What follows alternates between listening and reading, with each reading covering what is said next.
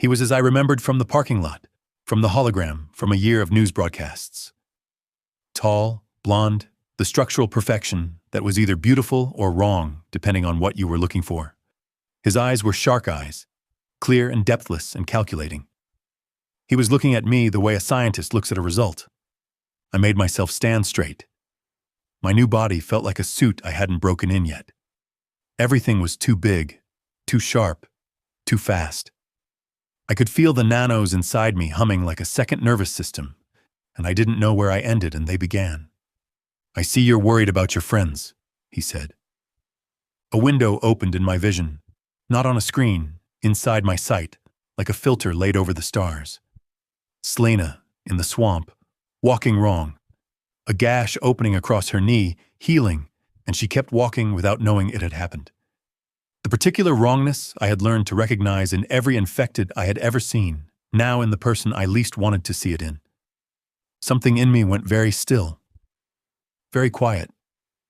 I had been carrying the possibility of this for weeks without acknowledging it.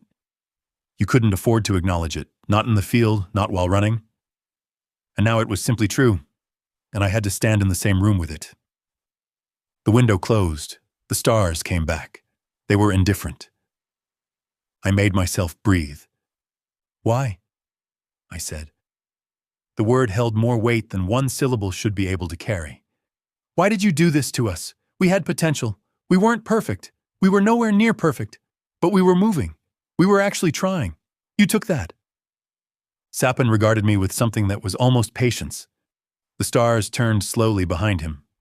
When he spoke, his voice was calibrated, the tone of a teacher who has decided to explain rather than command. "I didn't make your people into zombies. I gave them a choice. Strength, health, duration. What happened on March 11th wasn't my design." I waited. The stars moved. "A government," he said. "One of yours. They had analyzed the nanos inside the golden pill and believed they had found a way to disable them. They released a computer virus on every carrier wave on the planet. Their intent was to turn the nanos off." He paused and let the pause fill the room. What they didn't understand, what they couldn't have understood without the engineering knowledge to reverse engineer something designed by me, was that their virus didn't disable the nanos. It turned them against each other.